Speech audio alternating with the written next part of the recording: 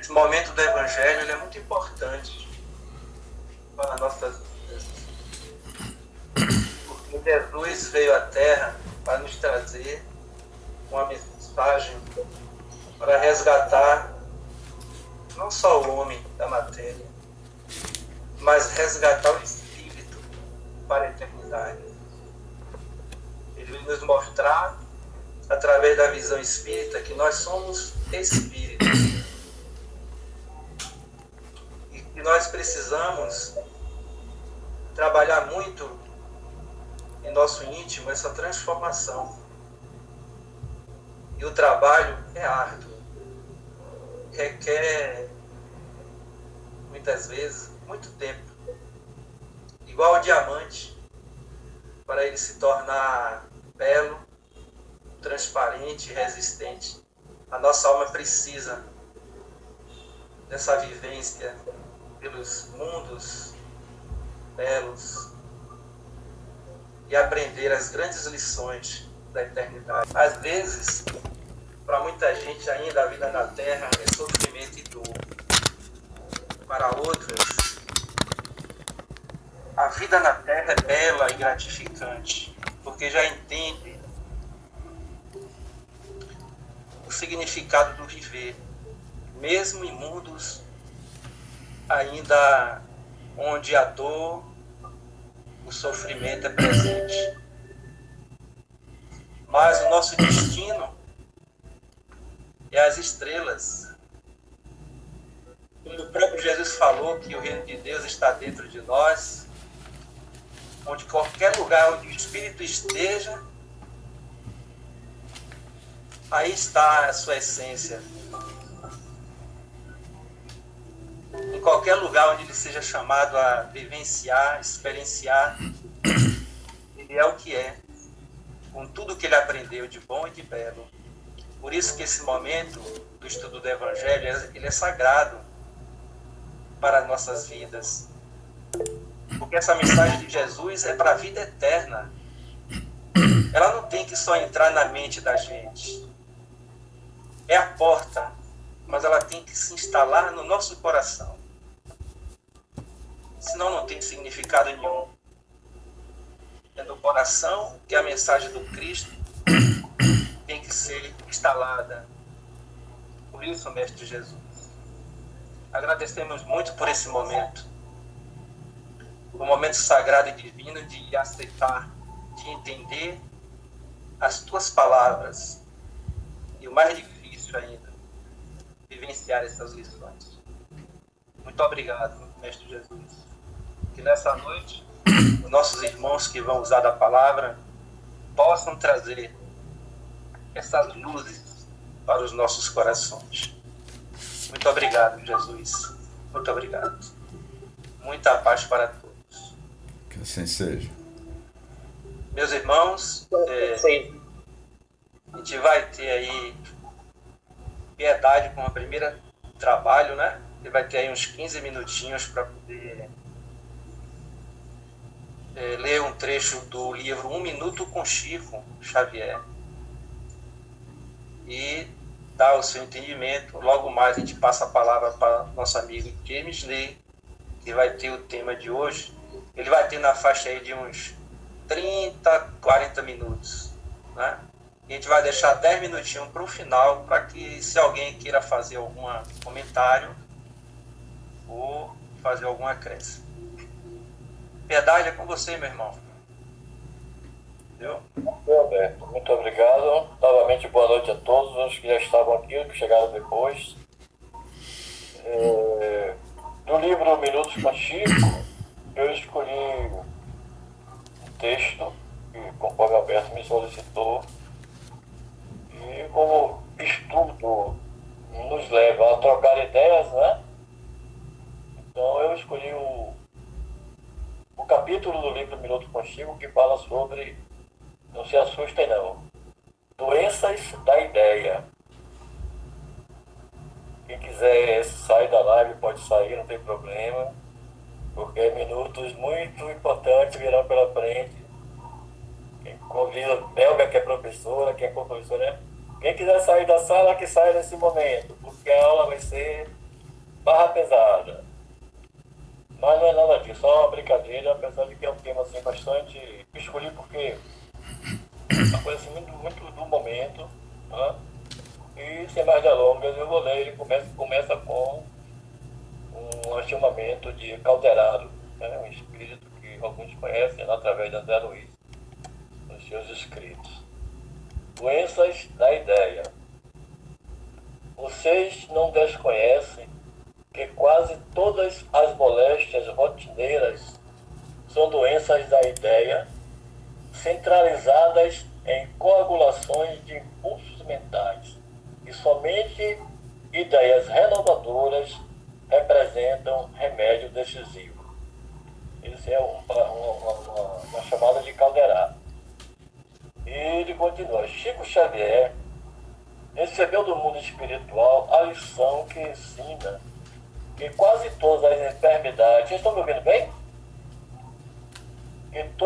Que quase todas as enfermidades mais comuns são doenças da ideia, ou seja, doenças originadas de nossos pensamentos. Dados científicos registram que, James, você que gosta de dados científicos, viu? Dados científicos registram que uma pessoa com piedade, uma pessoa comum, tem em média 60, anota aí, Jaminei, 60 mil pensamentos por dia.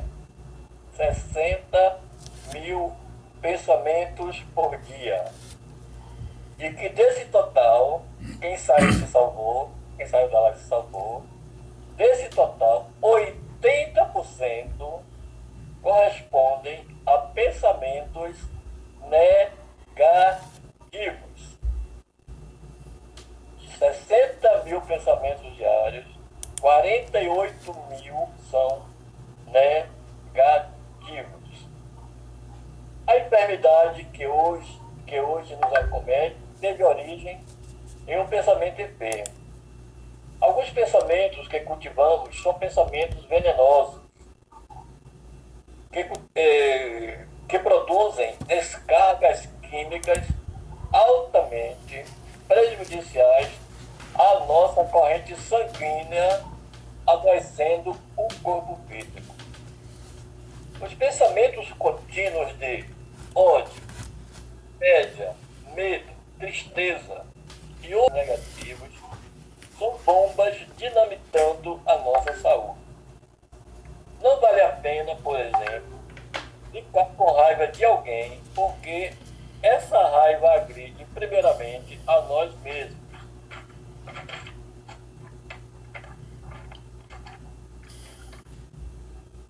De acordo com a orientação do nobre espírito Calderaro, somente as ideias renovadoras produzem os remédios necessários para a nossa cura.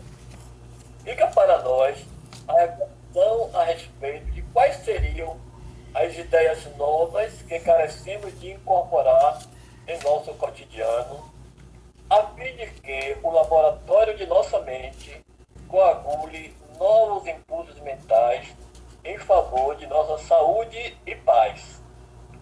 Curar é renovar-se. Pense no que você está precisando renovar em sua vida e comece o seu processo de cura pelas ideias renovadoras, as que renovam você, que o deixam motivado, esperançoso, confiante e feliz. Há um laboratório infinito em nossa mente. Somos deuses, como afirmou Jesus de Nazaré. Você é o seu próprio remédio. Do livro Minutos com Chico, por José Carlos de Luz. Não vou me delongar não ao pessoal, porque assim, duas coisas eu pensei quando trabalhei nesse texto, né? Um foi, eu tive a minha origem, minha iniciação, digamos, religiosa, né, no catolicismo, e até era para procurar, acabei por causa do meu problema, acabei não tendo tempo, e mais alguns que também já foram, ou ainda mantêm alguma coisa do catolicismo, lembra daquela confissão, né? Eu, pecador, me confesso a Deus, Todo-Poderoso, né? E nessa confissão a gente fala o quê, né? Porque nós pensamos pensamentos, palavras e obras, né? Pensamento vem de primeira pelos nossos pecados. Lembrei disso. E lembrei também, quem me conhece aqui, Nelber, James, alguns outros, Alberto, um pouco, sabe que eu não sou muito fã de modismo, né? Mas quando aquela atleta na Olimpíada recente aí disse, olha gente, eu não vou participar das próximas provas em função da minha saúde mental. Todos lembram, né? E aí bombou, né? Saúde mental passou a ser a coisa do momento, todo mundo fala, passou a falar, saúde mental, saúde mental, saúde mental, tudo isso. Mas, nas minhas análises, né, pesquisa, ela decidiu, foi a decisão dela para manter, né, para a qualidade mental, da saúde dela mental, não participar das provas. Porém, observem, das provas individuais. Ela também estava numa equipe e ela poderia também decidir por si não participar de prova nenhuma, nem individual nem coletiva. Porém, das coletivas, claro que ela precisaria de conversar com essa equipe, né? Para então ela depois decidir. Eu não vou participar também das provas coletivas. Das provas coletivas ela participou algumas. Mas o que eu quero chamar de atenção é que aí virou, né? Passou e até hoje a gente fala saúde mental, saúde mental, saúde mental, saúde mental. Fala muito, saúde mental, saúde mental. Agora, buscar entender, né? Como aqui nesse texto de Chico, por exemplo, Doenças da Ideia, buscar entender o que é que me adoece através da minha mente, meus pensamentos, somatiza no meu corpo físico. A gente pouco se interessa com isso. Então eu só aproveito esse momento e faço um chamamento assim, né? Aquela atleta olímpica, né? Ela desistiu de fazer ginástica em função da sua saúde mental. Eu aqui digo, e você aí? Você, botar o dedinho assim, né? Que aí gosta de apontar, né? Você aí, está aí paradão, você que está parado. Por que você não começa a fazer ginásticas mentais para melhorar a sua saúde? Essa é a nossa reflexão.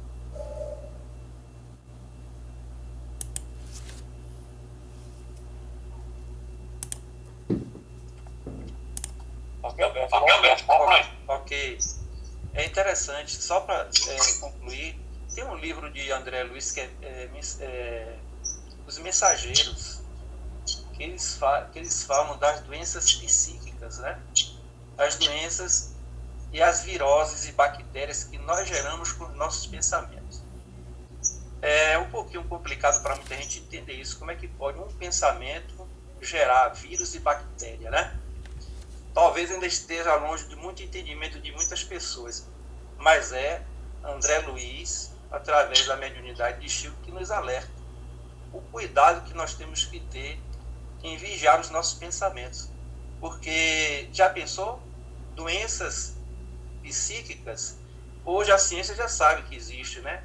Mas você gerar vírus, micro-organismos, bactérias com o nosso pensamento negativo, inferior, é um assunto para a gente, né, pensar e repensar, e a responsabilidade que tem que trazer para cada um de nós a forma de pensar, o que devemos pensar, né? É muito sério, gente. James, quer completar alguma coisa, James, sobre esse assunto aí? Quando o Piedade falou, tá dando retorno a ele. Alguém está... Eu acho que alguém tá com... Se alguém tiver com o microfone ligado, eu peço que... Alguém tá com o microfone ligado aí.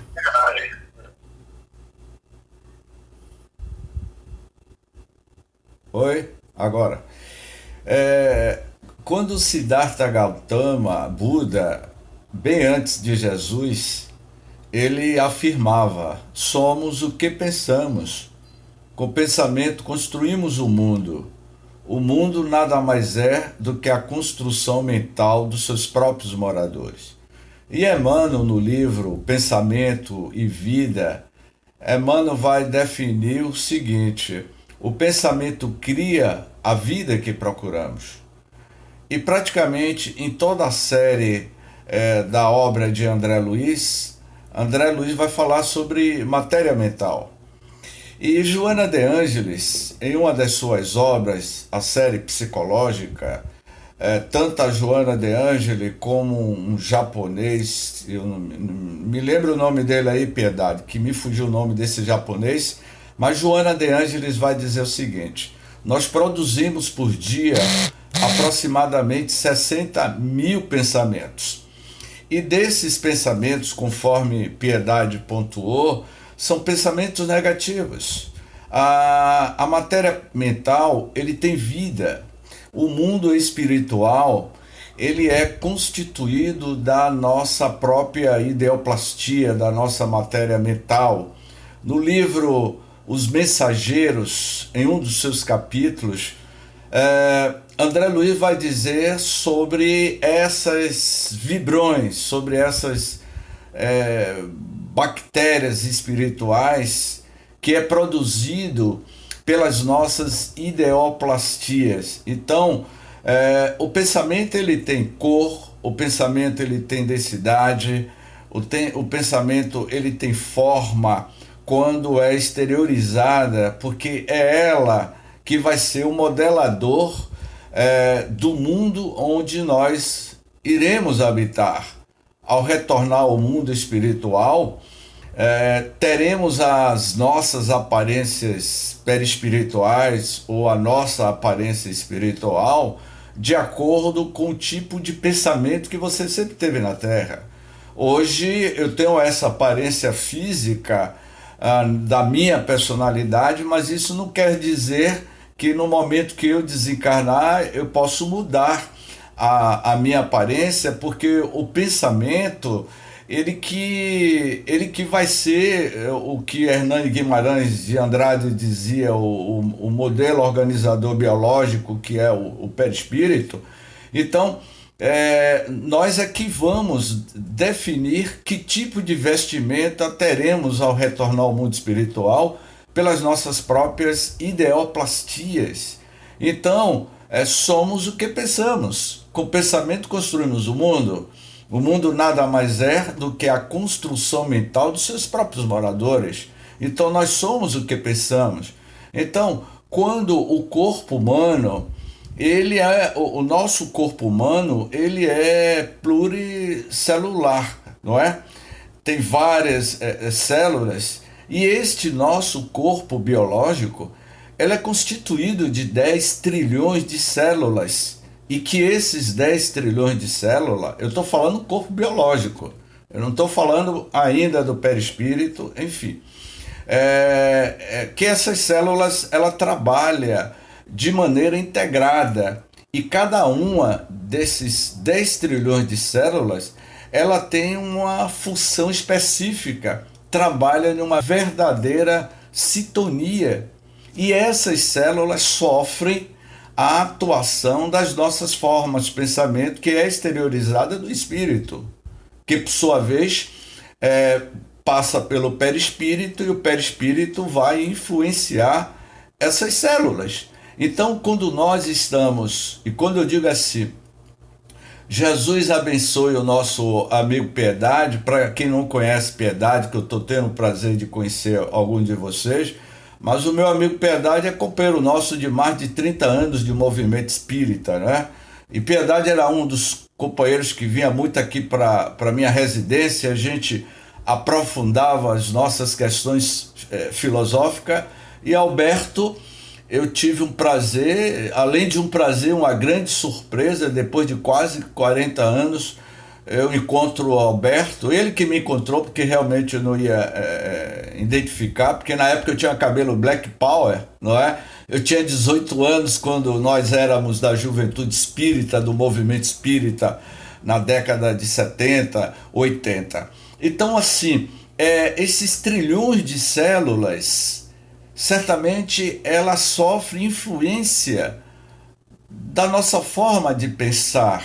O pensamento, ele vai moldar o nosso sistema imunológico. Portanto, o que o nosso amigo apresentou, doença das ideias, é que a gente deve estabelecer novas conexões, pensamentos positivos, pensamentos saudáveis, porque quando você entra no estado de depressão, estado de melancolia, ou assiste um filme que denigre a imagem das pessoas, ou você ouve uma música que tem apologia à sexolatria, à pedofilia, isso atinge energias negativas e pode lhe prejudicar se assim você permitir entrar em sintonia.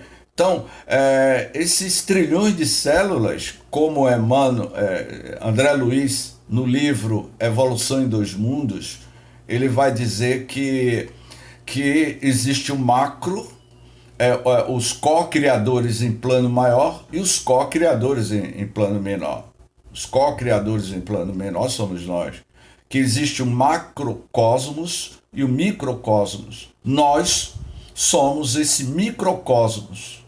O espírito, princípio inteligente do universo, habitando um corpo biológico transitório que tem uma cadeia de 10 trilhões de células e 100 bilhões de neurônios e sinapses, e que está sob a nossa coordenação, não é? Então, vejamos bem o que é que nós estamos pensando, não é? Porque faz diferença no nosso sistema imunológico, emocional e espiritual.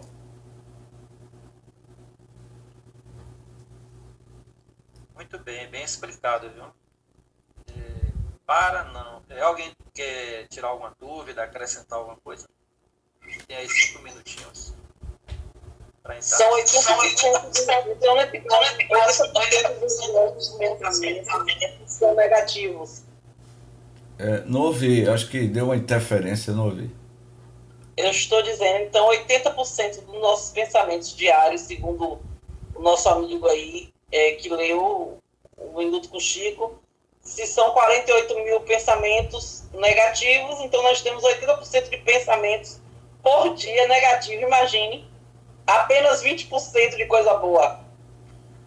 Pois é, né? Então, a gente leva a maior parte da nossa vida procurando saber da vida alheia, fazendo fofoca, assistindo imagens destrutivas, com as nossas preocupações. Eu vou repetir de novo.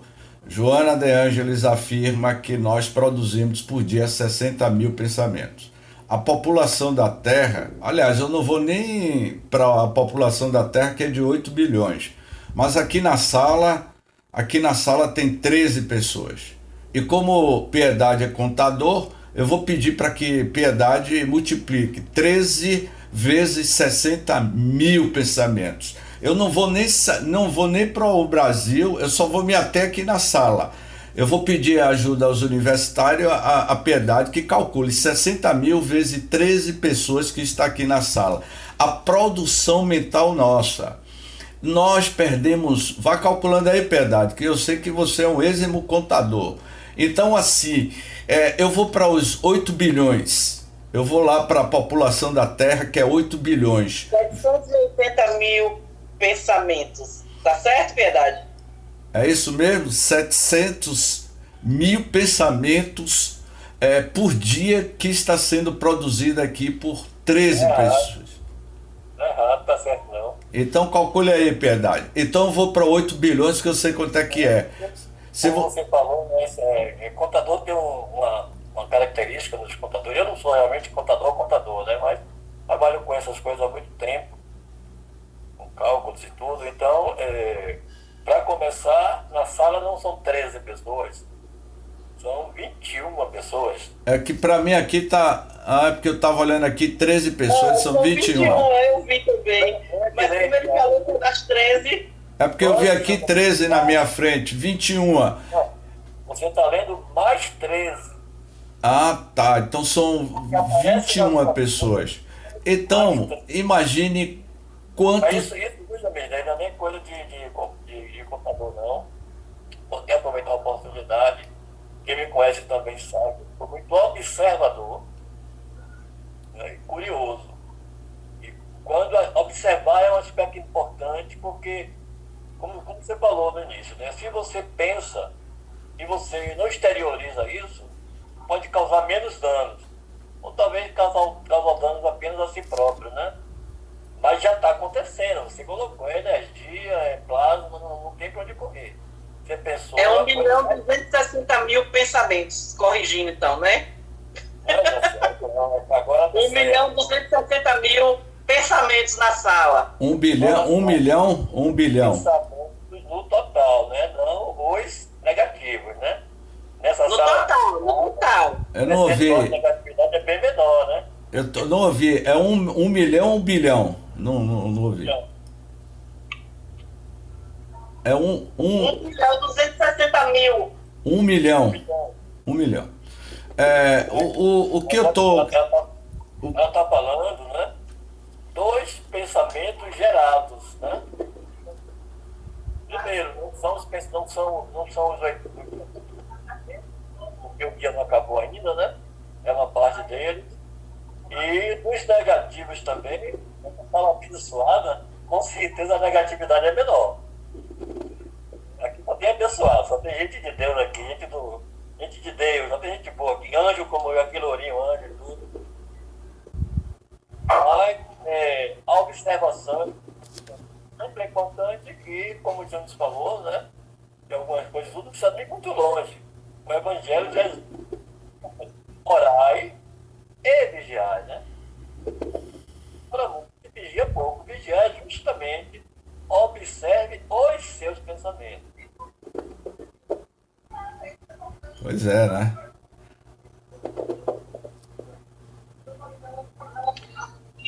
Muito bem. Bom raciocínio, né? Para a gente entender a importância e a responsabilidade da gente pensar. James, agora, meu amigo, é com você a segunda parte aí, né? Ok. Com você. Pois bem, meus amigos. O capítulo 3 do Evangelho, Há muitas moradas na casa de meu pai, certamente Jesus afirmava que há uma diversidade de mundos fora do nosso planeta Terra. E esse item 3, diversas categorias de mundos habitados, eu pessoalmente, ainda muito jovem, eu já pesquisava, eu já estudava cosmologia, estudava astrofísica, e ainda muito jovem eu cruzava informações do livro da codificação espírita, como o Livro dos Espíritos, o Evangelho, e especialmente a Gênese. Eu cruzava informações com as recentes descobertas da década de 80, década de 90 e agora no século XXI, onde o telescópio Hubble e o telescópio James Webb, que está conseguindo fazer registro de exoplanetas e das infinitas possibilidades de mundos habitados, e algo que Jesus já falava há 2000 anos atrás, porque Jesus falava através de metáforas. As suas parábolas, elas eram alegóricas para que a humanidade daquela época pudesse entender. Mas hoje, quando ele apresenta Kardec, que no século XIX já tinha uma certa compreensão da astronomia, da cosmologia, e que ele teve uma contribuição do espírito Galileu Galilei para a produção do capítulo 6 do livro A Gênese, que trata da uranografia geral, que é descrição do universo. Então, quando Kardec começou a produzir a Gênese e o Evangelho segundo o Espiritismo e fazer essas digressões, essas considerações, porque ele tinha a orientação espiritual do próprio astrônomo espírito Galileu, junto com Camille Flammarion, que foi um grande astrônomo francês que conviveu na Sociedade Parisiense de Estudos Espíritas. Então, quando Kardec, nesse item 3, ele vai dizer que do ensinamento dado pelos espíritos resulta que os diversos mundos possuem condições muito diferentes um dos outros, quanto ao grau de adiantamento ou de inferioridade de seus habitantes. Dentre eles, há os que são ainda inferiores à terra física e moralmente. Outros estão no mesmo grau e outros lhes são mais ou menos superiores. Em todos os sentidos, vai Kardec dando uma interpretação da parábola de Jesus, não é? Nos mundos inferiores, a existência é toda material, não é? As paixões reinam soberanas, a vida moral quase não existe. À medida que esta se desenvolve, a influência da matéria diminui, na maneira que nos mundos mais avançados a vida é, por assim dizer, toda espiritual. Na medida que nós vamos evoluindo, o planeta Terra, que tem 4,5 bilhões de anos de criação, e nós temos já alguns milhares e milhares de milênios de evolução, mas na medida que nós vamos evoluindo moralmente, espiritualmente e intelectualmente, nós vamos desmaterializando a matéria. Na medida que você evolui, a matéria se transforma, porque você vai transformar a matéria, o mundo aonde você habita.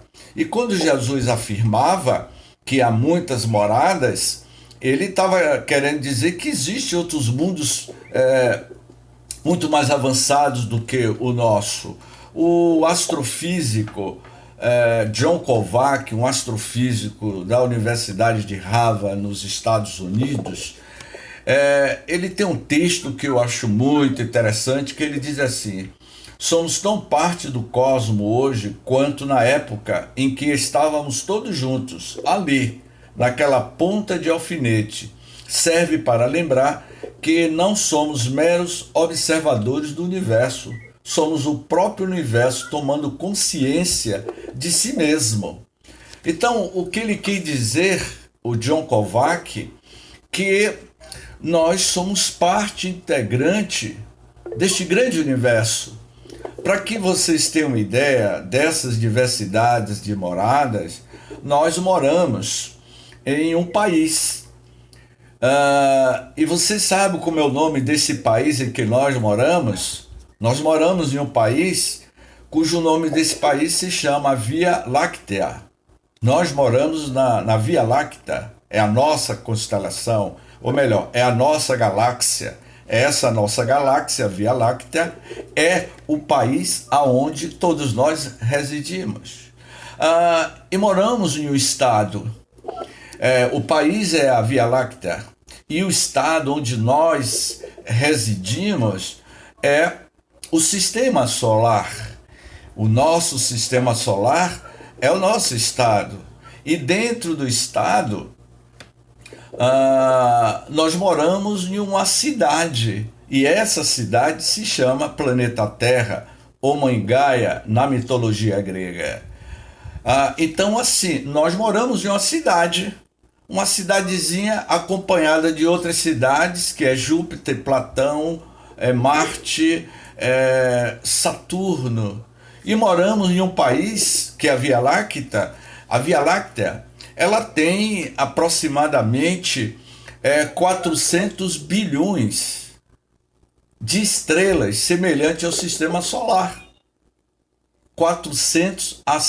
De 100 a 400 bilhões de estrelas só dentro da nossa Via Láctea, do nosso país. E o outro país vizinho ao nosso, que se chama Andrômeda, é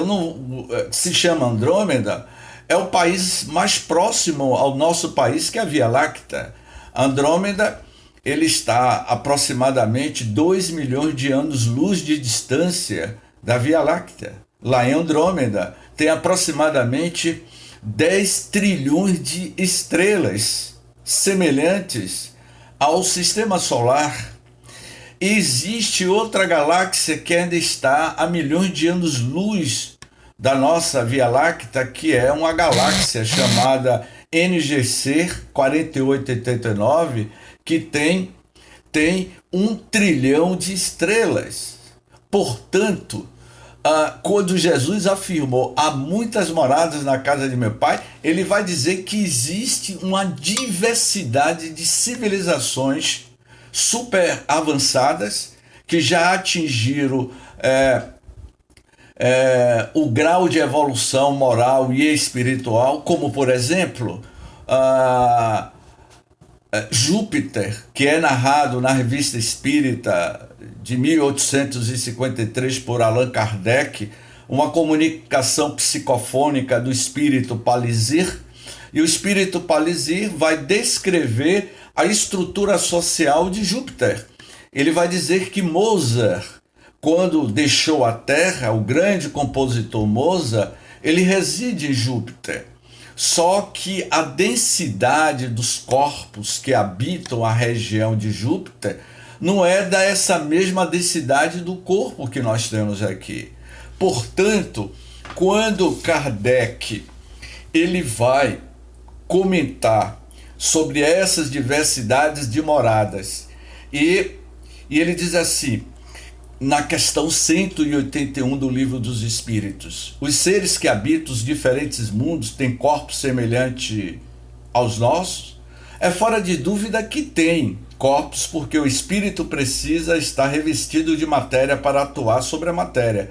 Esse envoltório, porém, é mais ou menos material conforme o grau de pureza a que chegaram os espíritos. Foi por isso que Piedade estava falando e que eu fiz algumas considerações sobre o pensamento, meus amigos.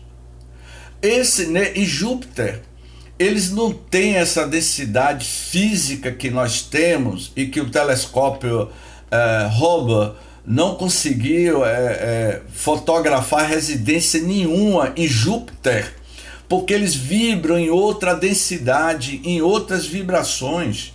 Quando Kardec, aliando essa passagem a muitas moradas na casa de meu pai, as diferentes moradas em outros mundos, com a questão 182 do Livro dos Espíritos, ele diz assim: é-nos possível conhecer exatamente o estado físico e moral dos diferentes mundos? Nós, espíritos, só podemos responder de acordo com o grau de adiantamento em que vos achais. Da purificação do espírito decorre o aperfeiçoamento moral. Quando Chico Xavier, ao psicografar o livro Renúncia, os primeiros capítulos do livro Renúncia, tendo como espírito Emmanuel, ele vai falar sobre Alcione, que é o personagem principal do livro Renúncia, aquela obra magistral. E Alcione, ela é designada a retornar aí para o planeta Sirius.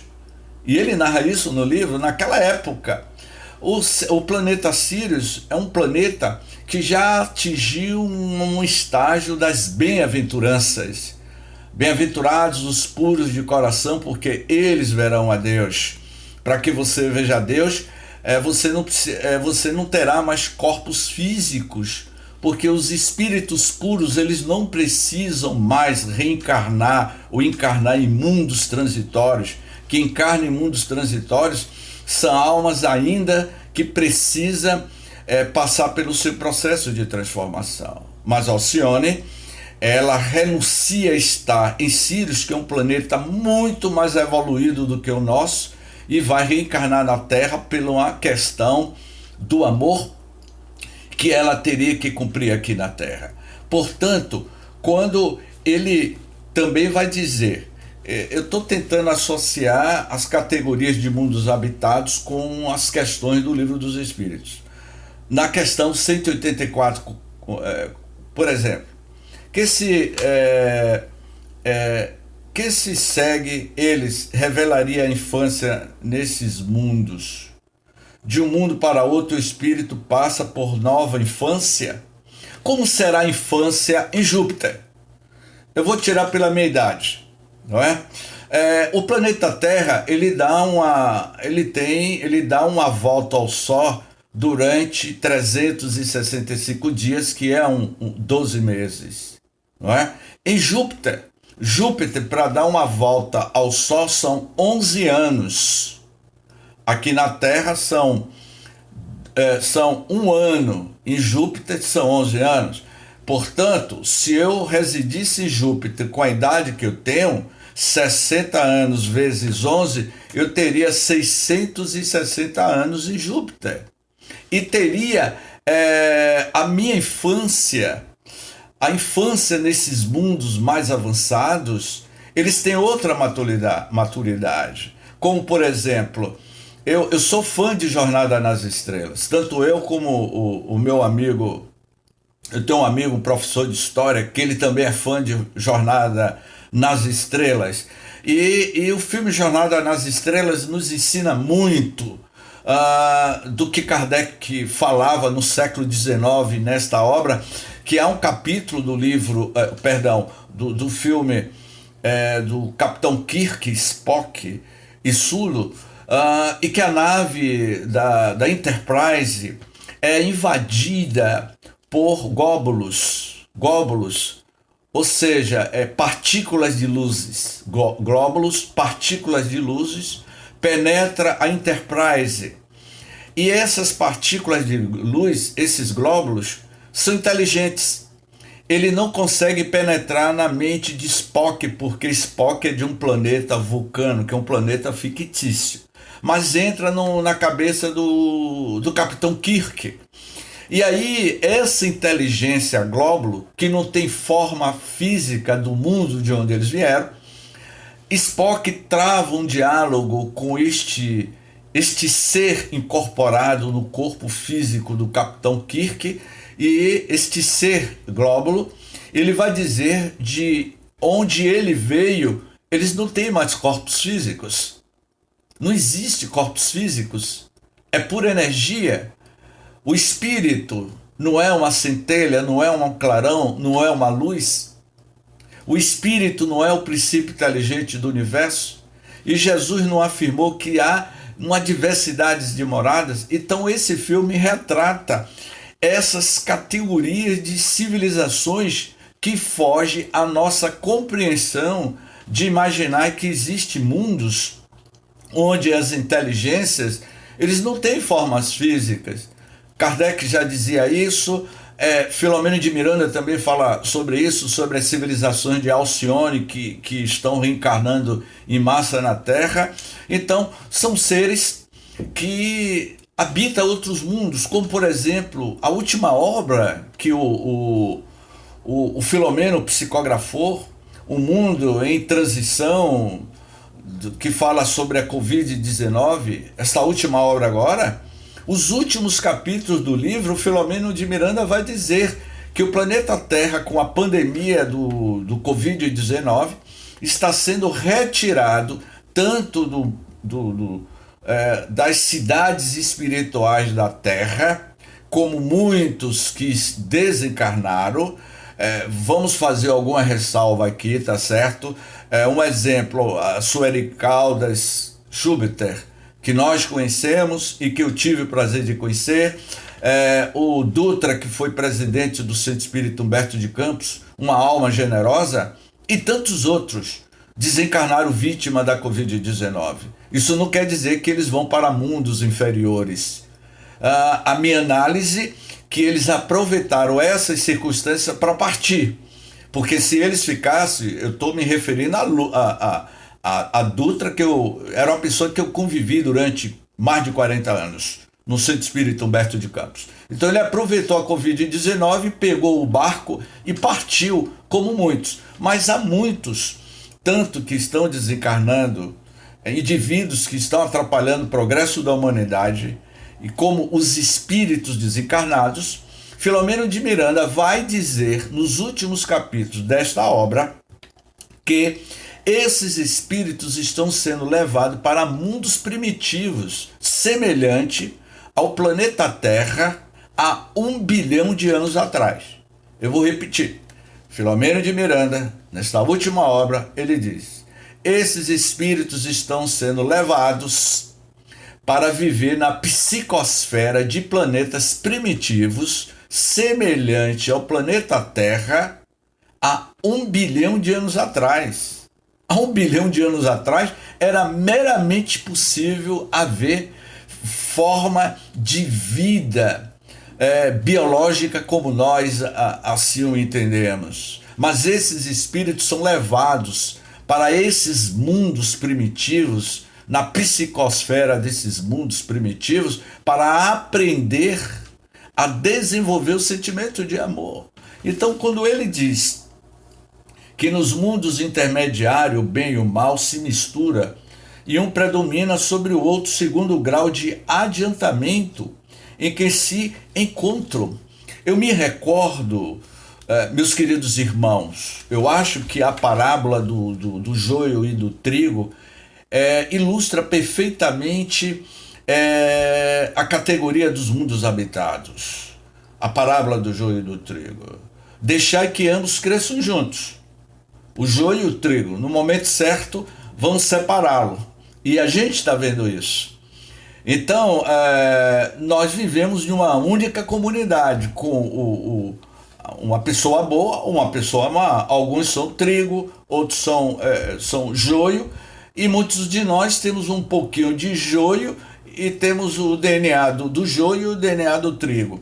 Quando eu tive o prazer, na época, de conhecer Chico Xavier, em 1997, eu tive o prazer de conversar com ele durante 2 horas aproximadamente, e naquele período, no ano de 97, uma senhora muito distinta cuidava do Chico Xavier, e ela virou para mim, Alberto, e me disse assim: meu filho, colhe o seu rosto no rosto de Chico, porque ele fala baixinho e você não vai ouvir nada. E aí eu estava muito emocionado, Alberto, porque eu estava conhecendo Chico, e aí colei esse rosto que vocês estão vendo aqui, colei o meu rosto no rosto de Chico Xavier. E a gente ficou 2 horas conversando, que eu não vou entrar aqui em detalhe.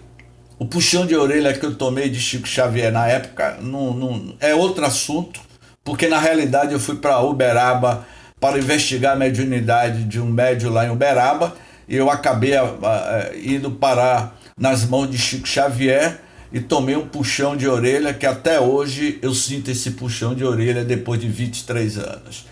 E aí a pergunta que eu faço, eu me conheço, eu sei quem é James Ney, eu sei quem é esta personalidade, eu sei os meus defeitos, eu ainda carrego no meu mundo íntimo um pouco do DNA, do joio, e que é mais atuante, e do trigo.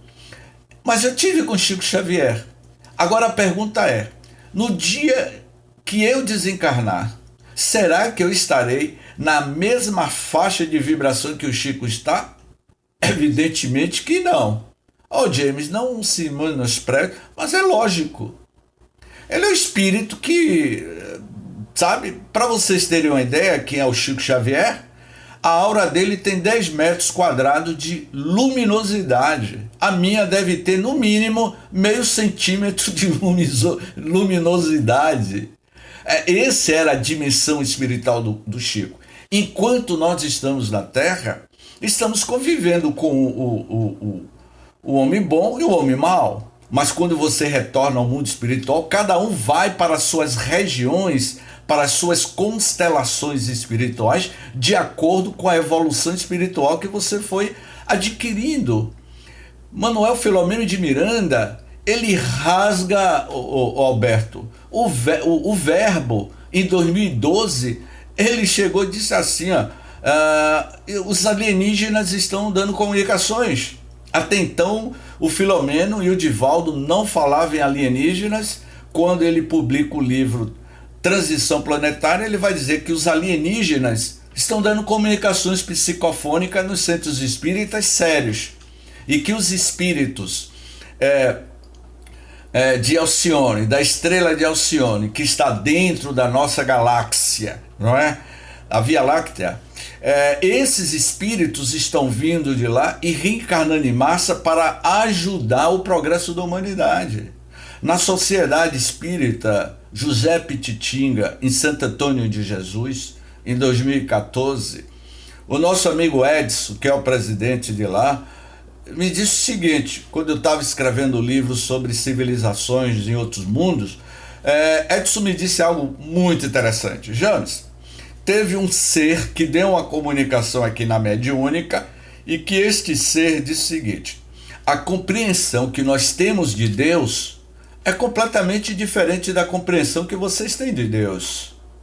Portanto, quando Filomeno afirma no livro Transição Planetária e Amanhecer de uma Nova Era, que vai dizer que 10.000 espíritos estão reencarnando em massa e que houve um conclave no mundo espiritual. Desses 10.000 espíritos da estrela de Alcione, que estavam na psicosfera da Terra, aprendendo a linguagem terrestre, se adaptando a esse novo perispírito para se acoplar ao corpo biológico, para mudar os padrões. Como, por exemplo, qual é a explicação que vocês poderiam me dar? Como eu estudo cosmologia e astrofísica, eu tive uma aula com a professora, Alberto, há uns 15 dias atrás.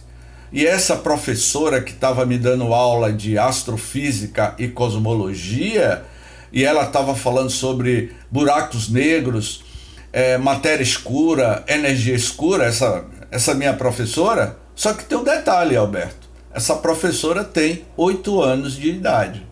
É isso mesmo, 8 anos de idade. Ela, com 4 anos de idade, já falava vários idiomas. Com 6 anos, o pai deu seu primeiro telescópio.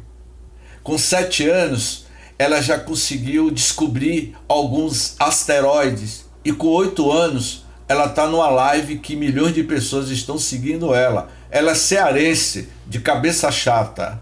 Uma garota de 8 anos que fala vários idiomas, tem uma aura iluminada, ensinando cosmologia e astrofísica aos 8 anos de idade. Ela entrevista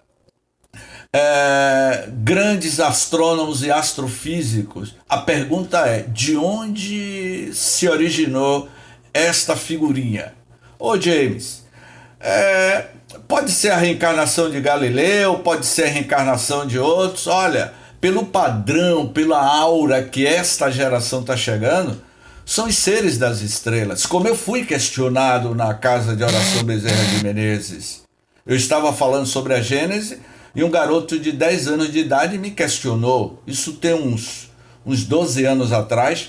Ele me perguntou o que era crianças das estrelas, o que era crianças índigo, e naquela época eu não sabia o que era criança índigo. Portanto, o que eu estou querendo resumir com diversas categorias de mundos habitados, meus amigos, nós somos seres interestelares, somos cidadãos do cosmos, do universo. E para resumir, encerrar, eu diria aquela mensagem: não se turbe o vosso coração, crede em Deus, crede também em mim. Há muitas moradas na casa de meu pai. Se assim não fosse, eu vou-lo teria dito, pois eu vou preparar-vos o lugar, e depois que eu me for e vos aparelhar o lugar, virei outra vez e tomar-vos-eis para mim, para que lá onde estiver estejais vós também. Então, o que Jesus está querendo dizer, que nós, ouviu, Alberto? Eu só vou falar para Alberto e mais ninguém aqui na sala não vai ouvir o recado que eu vou dar a Alberto. Alberto tem 5 bilhões de anos para evoluir espiritualmente e se tornar espíritos puros. 5 bilhões de anos, que é o deadline em inglês, e que em português é a data limite. É quando o planeta Terra vai se tornar uma anã branca e vai explodir. vai explodir o sistema solar, vai explodir a Terra, vai deixar de existir vida na Terra. O planeta vai entrar em um colapso e vai explodir daqui a 5 bilhões. Agora, se Alberto, durante 5 bilhões de anos, não evoluir até lá e se tornar espírito puro, ele merece tomar uma surra de cansanção. Então, bem-aventurados, Alberto, os puros de coração, 5 bilhões terrestres, porque o Cristo tem, a diferença do Cristo para todos nós, que o Cristo tem 30 bilhões de anos de evolução. É isso mesmo que vocês estão ouvindo. 30 bilhões de anos de evolução à nossa frente. Ô James, e o Big Bang não tem 15 bilhões de anos? Sim, o universo físico tem 15 bilhões de anos, tá certo. Só que antes de surgir o universo do Big Bang, já existiam outros universos. Galileu vai dizer isso no capítulo 6 do livro A Gênese. Antes de surgir os universos, as galáxias, os trilhões e trilhões de galáxias, já existia o universo espiritual, e que Neil deGrasse, e que Albert Einstein, e que os astrofísicos de visão mais ampliada estão dizendo: olha, gente, existe outro Alberto em outra dimensão, existe outra Lúcia Teixeira em outra dimensão, existe outra Jaciara em outra dimensão, existe outro Manuel Assis em outra dimensão. Quem está falando isso não é um pastor, não é um religioso, é um astrofísico, Neil deGrasse, e que ele está dizendo que existe outra cópia do Alberto e do James Ney em outra parte do universo, que são os universos paralelos. E que universos paralelos são esses? Povoado por inteligência. Que universos são esses? O mundo espiritual. E que matéria, que energia escura é essa que eles estão descobrindo?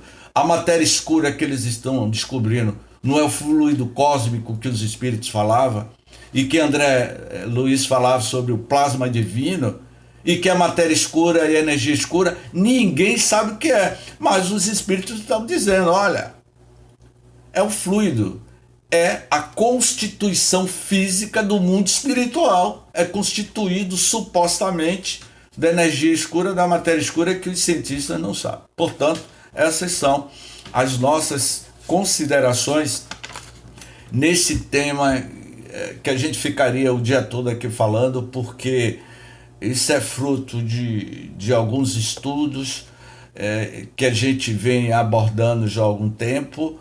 Então, sinta-se privilegiados na afirmação de André Luiz. André Luiz, no livro Conduta Espírita, iria dizer: os espíritas são os milionários da felicidade. E por que meu amigo Alberto é um milionário da felicidade? Por que Lúcia Teixeira é uma milionária da felicidade, Lúcia? Sabia que você é milionária, Lúcia? Que o meu amigo Piedade é um milionário da felicidade? Sabia, dona Nélbia? Dona Nélbia, com esse cabelo lindo, grisalho, a senhora é uma milionária da felicidade? Porque o Espiritismo detém um conhecimento transcendental. É este conhecimento que nos enriquece espiritualmente e moralmente, aonde a ferrugem jamais destruirá e o ladrão jamais roubará os talentos, os conhecimentos que você está adquirindo e colocando em prática para a sua transformação moral e espiritual, para que amanhã vá habitar mundos das bem-aventuranças. Muita paz. James, sem palavras, viu? Eu creio que essa noite vai ser inesquecível para todos aqueles que aqui tiveram, porque foi instruções divinas, gratificantes, espiritismo e ciência, né?